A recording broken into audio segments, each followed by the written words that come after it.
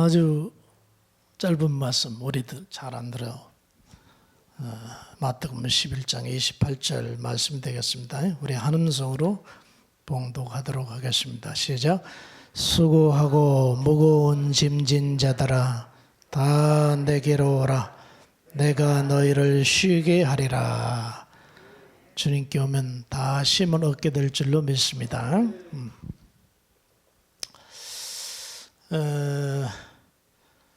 이 오스왈드 챔버스라는 이분은 유명한 목사님이시면서도 신학자였습니다. 이분이 많은 책을 썼는데 그 중에서 그 가장 명언이 여기 나온 말입니다. 우리 그 문맥 하얀 글씨 큰 것 한번 읽어볼까 시작. 우리의 모든 염려와 초조는 하나님을 빼고 계산하기 때문입니다. 진리죠? 그렇습니다. 야복 나루터에서 야곱이 삼촌에게 죽을 수밖에 없고 형에게 죽을 수밖에 없었지만 우리 하나님이 개입하니까 하루 저녁에 다 해결되지 않습니까? 네, 하나님을 빼니까 근심 걱정이신데 하나님이 더해지면은 다 그래서 수고하고 무거운 짐진 자들아 다 내게로 오라. 그래서 하신 말씀입니다. 그런데 이분이 아주 유명한 말을 남겼는데 또 하나 저 위에 큰 글씨입니다. 파란 글씨인데 이분이 남긴 말 중에 인생의 무거운 짐은 저 멀리 에덴에서부터 출발해 온 것이다. 이렇게 얘기를 했어요. 에덴에서부터 출발한 것이다. 무슨 얘기냐? 에덴 동산에서 죄를 짓지 않습니까? 근데 그 죄로부터 오는 폐해가 엄청난 큰데, 이 말씀을, 여기 말씀 가만히 한번 보십시다. 창세기 3장 8절에 보니까 저는 어제 이 말씀을 준비하면서 귀에 이상한 소리를 들었어요. 어떤 소리를 듣냐면은 그들이 그날 바람이 불 때 나는 여기에 대해서는 별로 그동안 신경도 못 쓰고 읽었거든요. 그런데 이 말씀을 읽는 순간 야 찬바람이 확 불더라니까. 어제서 말씀 보니까 늘 깨달음이 다른 것 같아요. 예, 그들이 뭔가 바람이 으스스한 바람이 샥 불 때에 동산에 하나님의 소리를 들었더라 그랬어요. 아니 좀 저 앞부분이 따뜻한 봄날에 동산에 하나님의 음성을 들었더라 소리를 들었더라 그러면은 그거 얼마나 멋진 소리인데 갑자기 그날 바람이 불 때에 바람이 불 때에 내가 서른이니까 좀 부드러워 어젯밤 꿈 얘기를 좀 할게. 믿으란 얘기는 아니고 희한한 꿈을 꿔서 아침에 우리 집사람들 얘기돼서 둘이 죽는다고 웃었어요. 재밌는 꿈이에요.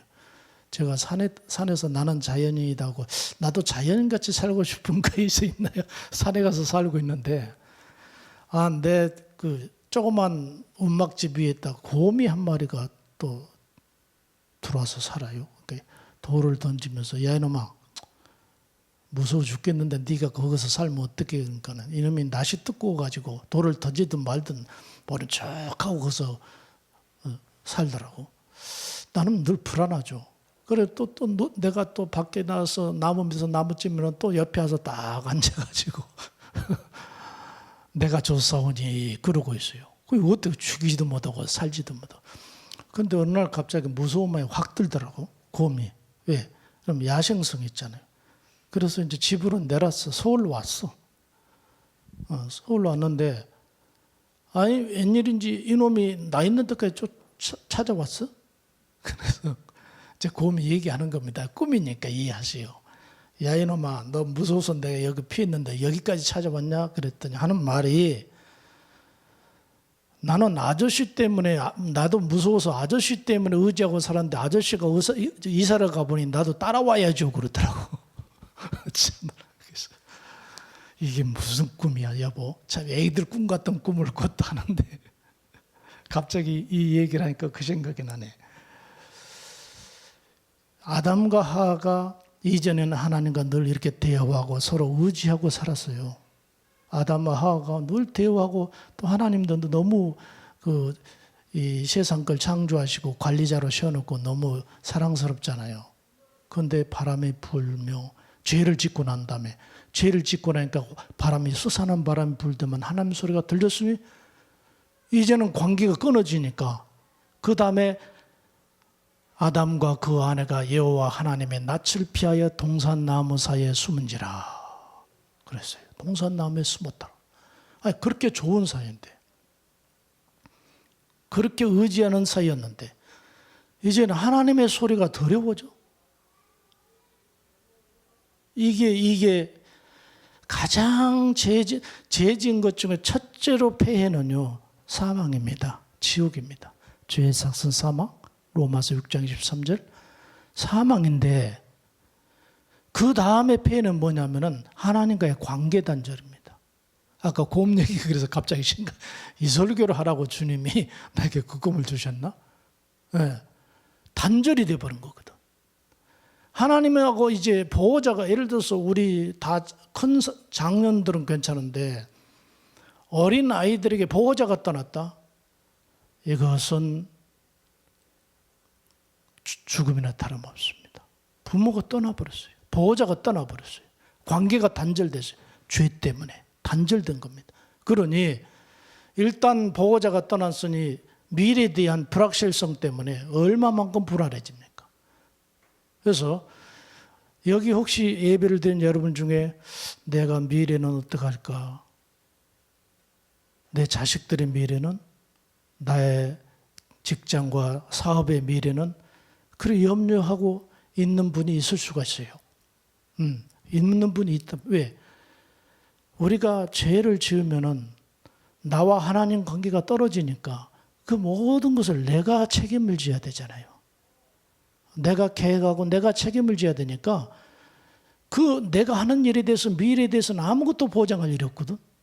이게 죄의 가장 큰 무서운 폐해라고 볼 수가 있습니다. 예. 주님이 수고 무거움 다 내게로 오라 하는 얘기는 내게 와서 죄 사함을 받아라, 그 얘기에 포함되어 있거든요. 포함되어 있어요. 죄 사함은 그걸로 끝난 거죠. 죄 사함 되면 하나님과 에덴 동산에 원래 아담과 하와 하나님과의 관계가 회복되어지니까 우리의 보호자가 우리의 길을 인도하실 것 아니냐, 바로 그 뜻이 포함되어 있습니다. 예. 또 이분이 하시는 얘기가 두 번째 에덴 동산의 그 무거운 짐의 이유는 여기 이것이 있다고 그랬습니다. 여러분, 창세기 3장 19절에 재밌는 말씀이 나와요.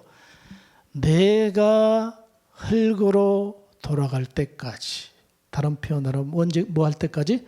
죽을 때까지. 죽을 때까지 너 죄를 짓고 나니까 하나님이 형벌을 내리죠. 죽을 때까지 뭐예요? 얼굴에 땀을 흘려야 먹을 것을, 땀을 흘려야 먹을 것을 먹으리니, 이렇게 돼 있어요. 땀을 흘려요. 그러니까 여기 있는 여러분들 다 어쩔 수 없어요. 며칠 전에 코로나 때문에 그 젊은 한 사람을 만났어요. 누구라고 하기는 좀 곤란하고, 그래서 요즘에 직장 안 다니나 봐야겠더니 상당히 이제 올해 코로나 때문에 직장이 많이 폐시하고 그런 경우도 많이 생겼잖아요. 한 몇 달 동안 노는 것 같아요. 그러니까 내가 쉰다고 그래서 자네가 참 부럽네 나 그랬어요. 그래서 얼굴이, 눈이 동그래져요. 그러니까 말은 못하고 내가 부럽다고 하니까, 나 아무것도 안 하고 한 달만 쉬었었어. 근데 몇 달을 쉬니 참 부럽네. 근데 그 눈동자에 말하가지고, 목사님 왜 그러세요? 나 죽겠나이다. 쉼은 쉰 대로 힘들고, 우리 인생은 그렇잖아요. 일하면 일함대로 힘들고, 이게 어쩔 수 없고 이렇게 숙명입니다. 에덴 이후에. 여기 사진을 보면은, 이야, 이 무거운 짐을 지고 산꼭대기로 뭘 장사를 하려고 그런지 끌고 지고 올라가는데, 옛날에 시골에서 농사짓면 저런 일 흔해요. 이복원 장로님 고향은 나는 충청도에 그렇게 산악지대가 있는 걸, 옥천에가 그렇게 산악지대가 처음 봤어. 쫙 꼭대기에 밭이 있더라고요. 그래서 저기도 사람이 농사짓냐 했더니 이 장로님도 어렸을 때 다 거기 올라다니면서 저런 지게를 지고 다니면서 테이프 짊어지고, 또 거기서 저 수확을 하면 또 그놈 그 가파른 한 절벽이 내가 볼 때 한 70도나 될까? 그 산이 험상스럽더라고. 그걸 짊어지고 오직하면 그거 지겨워서 서울로 튀어나왔다고 그러시잖아요. 우리 인생의 짐이 이렇게 육체에 참 무거운 짐을 지고 사는 게 사실입니다. 그것뿐 아닙니다. 그러면 우리 서울에 사는 사람들은 그러면 우리들의 짐이 인생의 짐에 가볍냐고요. 이 장로님은 거기 시골에 왔을 때는 육체적으로 힘들고 지게만, 그리고 저녁에 와서 막 잠자면 그 다음에 풀리고 그러지만 이 서울에 이 장로님 서울에 와서 무거운 짐에 이게 풀리지도 않네. 대도시에 사는 사람은 안 풀려요. 왜? 정신적인 무거운 짐 때문에, 이 짐 때문에. 저기 학생들 보십시오. 저 공부하는 저 학생 보세요. 저 얼마나 책을 읽다가 지쳐가지고 책 속 파묻혀서 지금 잠을 자고 있잖아요. 그거나 우리나 지금 비슷한 상황이라고. 비슷한 상황. 제가 저기 젊은 청년 때 감리교회에서 신앙생활 했잖아요. 거기에 공무원이 한 사람이 있었어요. 청년 중에. 지금은 공무원 되려면 2000대 1 그러잖아요. 확실히 이 공무원이 수준이 많이 높아졌더라, 그 바람에. 이 구청 같은 데 보면 실력이 대단한 거 금방 느낄 수 있어요. 2000대 1로 뽑아놓으니까. 그 당시에 청년이 공무원 다니까 나는요, 그때 장사할 때 아닙니까? 그러니 매일 영업한다는 게 얼마나 피곤해요. 사람들 다 비 맞춰야 되고 이 속에 있는 거 다 끄집어내고 하면서도 참고 다음에 거래처 끊어질까 봐 또 참고 맨 그러고 살았던 게 이제 장사하는 사람들이잖아요. 그러니까 내가 김 선생 축하해. 뭘 축하해? 이렇게 공직 생활하면은 이렇게 보장돼 있잖아요. 그렇지? 미래가 완전히 보장돼요. 국가에서 보장을 해주니까. 나로서는 굉장히 부러운 일이죠. 굉장히 부러운 일. 축하하고 참 행복하겠다 했더니 나한테 박선생 그거 잘못 생각입니다. 왜 그랬대? 말 마십시오. 직장 다닌 사람처럼 불쌍한 사람이 없습니다. 그러더라고. 그 얘기만 해. 직장에 다닌 사람처럼 불쌍한 사람이 없습니다. 그런 거야. 내중에 가만히 보니까 저 그림 있죠? 상사들에게 쪼이고 승진 안 되면 안 된 대로 스트레스 받고 또 밑에 사람들이 잘못하면 또 무시하고, 이야, 이게 직장 생활이 그대로 가만히 그 젊은 나는 우리 김선식이라는 사람에게 한마디 했다가 직장에 다닌 사람처럼 불쌍한 사람이 없다는 말이 두두고 되뇌가지고 내중에 직장에 다닌 사람 가만히 얘기를 목회하면서 들어봤더니 쉽지 않겠구나. 저것도 쉽지 않겠구나 하는 생각이 들더라고요. 우리 젊은 청년들 직장에 다니면요, 난 한쪽으로는 안쓰러워요. 아이고, 젊은 나이에 파악도 제대로 못하고 맨날 구중 듣고 우리 허드런 집사님도 그 전에 아주 유명한 한국 대기업 다녔잖아요. 시달면서 사표는 신 거예요. 쉬운 일이 절대 아니라고요. 절대 아니. 이것 보면 이 땅에 오늘 저 말씀처럼 모든 사람들이 얼굴에 땀을 흘려야 먹을 것이라는 모든 사람들이 무거운 짐을 지고 있는 게 사실이다. 우리 모두 다.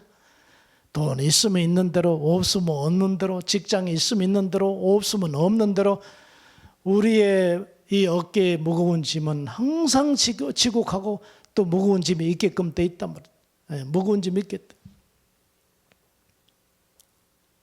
그 양반 돌아가셨습니다만은 양주시포에서 우리 2층 교회 임대교회 하고 있을 때 맨날 지물포 아저씨는 술 한잔 먹고 황성예태의 맑은 밤에 부르고 돈만강 푸른 물에 부르고 맨날 그래 나하고 그렇게 자주 뵈면서 그렇게 좋으십니까? 좋죠. 그 양반 팔푼이 같은 양반. 좋죠 해놓고는 와 우리 집사람이 얼마나 위대한 양반인 줄 아십니까? 갑자기 집사람 칭찬만 맨날 하는 거야. 뭐 이렇게 나와요. 충청도 양반의 가문에서 태어나서 그러고 희한한 소리. 그런데 이제 우리 교회 쪽에서 건축을 했잖아요. 건축 우리가 어떻게 했는가는 우리가 더 이상 얘기할 필요 없지. 죽네 사내하고 갑자기 우리 도배할 일에서 그 아저씨한테 가가지고 저 방에 좀 도배 좀 해주시라고. 도배는 안 하고 매술 잡수가 아주머니 가서 도배를 해. 나를 보더만 목사님은 그 집에 우리가 아버님이랑 같이 섀도 설어서 산 적이 있었거든요. 목사님은 행복하시겠어요? 왜요? 근데 맨날 찬송만 부르고 기도만 하니 얼마나 행복하시겠어요? 그래서 내가 뭐라고요? 예, 행복합니다. 그래야지. 예, 기도, 금식, 철야, 말씀 준비, 말도 마십시오. 이 얘기를 어떻게 하냐고요. 저는 저 나름대로 힘듭니다. 이게 어쩔 수 없는 저 에덴에서 온 무거운 짐이라고 볼 수 있어요. 우리 보편적인 것입니다. 자, 그런데 그것으로 끝나면 우리는 오늘 말씀이 소용없죠. 해결점이 있어요. 해결점이 있습니다. 자, 우리 다음 화면을 한번 보면은 이게 사형리에서 의자 그림이라는 유명한 건데 여기 보십시오. 그림이 두 개입니다. 위에 그림과 밑에 그림이 있어요. 위에 그림 뭐냐면은 예수는 믿지만 저 의자에 내가 앉아 있어요. 그리고 십자가가 밖으로 나고 있잖아요. 예수는 믿기는 믿어. 예수는 믿기는 믿는데 그 자리에 내가 앉아 있고 예수님 밖에 계시잖아요. 이런 경우는 여기 작은 뭐라고 했냐면은 그리스도는 내 인생의 밖에 계십니다. 모든 일을 나 자신이 주관하므로 자주자절과 혼란에 빠집니다. 저 점들 있죠? 의자 밖으로 혼돈, 무거운 짐들이 혼란에 빠집니다. 이렇게 신앙생활을 합니다. 그 밑에 사형리 글이 뭐냐? 나는 밑으로 내려가 있고 예수님이 내 의자에 들어오십니다. 네, 그런 그림이에요. 자, 내가 손을 들지는 않겠습니다만은 1번 그림이 내 거다. 2번 그림이 내 거다. 여러분 어떻게 생각하세요? 네. 2번 그림일 경우는 이 작은 것이 뭐라고 되냐면 나는 내 인생의 왕자에서 내려와 모든 것을 그리스도께 맡겼습니다. 모든 일을 그리스도께서 주관하심으로 하나님의 계획과 일치된 생활을 하게 돼서 이렇게 질서가 딱 잡혀진단 말이죠. 네. 내가 과연 내 인생의 의자에 내가 앉았느냐? 너 잠깐 나가 있어. 이제 내 인생의 의자에는 주님을 모실 거야. 그렇게도 우리 주님이 모든 것을 내 삶을 주장해 주실 것이다. 그러니까 수고하고 무거운 짐진 자들아 다 내게로 오란 얘기는 내 인생의 왕자에 나는 내려보내고 예수님을 모셔놓으면은 혼란과 그리고 무거운 짐은 다 주님이 대신 져주시겠다. 오늘 우리의 인생의 짐을 벗어버리고 또는 짊어지고 이런 걸 떠나서 간단한 문제입니다. 오늘 이 시간에 내 인생의 왕자에 예수님을 모셔드립시다. 모셔드립시다. 나는 그리고 밖에 나가 있는 거예요. 그러면 우리 주님이 내 인생을 책임져 준다 그 말이에요. 수고하고 무거운 짐진 자들아 다 내게로 오면 내가 너희를 편히 쉬게 하리라. 바로 그 말씀이거든. 내가 간증 하나 드리고 이제 마치겠습니다. 이 신문에 난 기사의 사진을 제가 다운받은 겁니다. 오른쪽에 있는 분이 정장섭 성도입니다. 아직 서리 집사 받지도 않는 근자했던 일이다. 이분이 학창 시절에 예수를 잘 믿었던 분이에요. 누님하고 누나가 있었는데 누나하고 신앙생활을 잘했어요. 초등학교, 중학교, 고등학교까지 그리고 대학교까지 신앙생활을 잘했는데 군대 가가지고 하나님 잊어버렸어요. 군대 가서 대다수 군대에서 신앙생활 잘하고 나온 사람들 좀 대다수 군대 가서 잊어버렸어요. 그래가지고 사회 나와가지고 취직을 했는데 어떤 회사에다 했냐면 그 승강기 엘리베이터죠.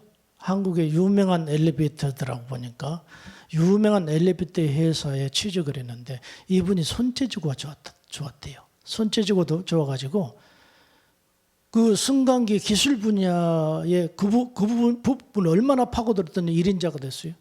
그래서 그 한국 엘리베이터 그 회사가 한국에 공장이 몇 개 여러 군데가 있는데 한 공장 책임자까지 승진을 했어요. 책임자까지. 아주 성공한 거죠. 그러니까 돈도 많이 벌었죠. 돈 좀 많이 벌고. 그런데 어느 날 이제 책임자까지 올라가니까 약간 어떤 미스만 생겨도 자기에게 모든 책임이 돌아오잖아요. 이런저런 일로 인해서 그야말로 스트레스가 쌓였는데 공황장애가 왔어요. 공황장애가 와가지고 마음이 초조해지고 불안해지고 갑자기 분노가 조울증에서 분노가 생겼다가 막 이래가지고 자기 자신을 컨트롤이 안 되는 거예요. 도저히 책임자로 있을 수 없어. 공황장애가 버리니까. 그리고 몸이 그냥 갑자기 그렇게 통증이 오더래요. 통증의학과를 아무리 가도 뭐 약을 먹어도 써놓고 몸이 그렇게 아파. 그리고 잠이 안 와. 그러니까 술과 수면제와 진통제를 막 한 움큼씩 먹어가면서 직장도 못 다니고 이제 퇴사하고는 직장에서 그러고 있고 그냥 분노가 치르고 뭐 집안 살림 다 때려부시고 와이프고 자식들이고 막 다 도망가 버리고 살 재간이 없는 거예요. 결국은 아내가 자식들 데리고 가출해 버렸어요. 보니까 덩그러니 혼자 남았네. 어느 날 찾아온 이 공황장애 때 인생이 완전히 폐허가 돼버려. 가족들 다 떠나가 버려. 혼자 남았어. 이래서 내가 살아서는 뭐 하겠느냐. 갑자기 이제 죽음을 생각했어요. 그래가지고 집에서 목을 맸어요. 이제 죽어야 됐다고. 그런데 목을 매서 달랑달랑해서 곧 죽을 만한데 누님이 찾아왔어요. 그래가지고 간신히 살았어요. 그러면서 누님이 울면서 장서봐, 너 살 수 있는 길은 한 가지다. 너희놈아 나랑 같이 그렇게 신앙생활 열심히 예수를 믿더니만 너 예수 떠난 죄 때문에 너 여기까지 온 거야. 이게 도대체 무슨 꼴이냐. 울면서 고민하고 너 여기서 먹는 문제도 안 되고 아무 일도 안 되겠다. 우리 집에 가자. 그러니까 누나는 열심히 신앙생활에서 권사가 되고 매형은 장로님까지 되신 분이야. 그래가지고 동생 하나 살리려고 이제 데리고 집으로 갔습니다. 그 매형이 처남 신앙생활 옛날에 잘했다면서 누나랑 같이 돌아온 주일날 자네가 살기 위해서 우리 다시 한번 나가서 예수님 앞에 나가세. 지금 다른 대안도 없잖아요. 알겠습니다 하고 갔어요. 갔는데 설교하시는 목사님은 설교가 모든 인생의 문제가 예수를 떠난 데서부터 출발합니다. 이 설교를 하시더래요.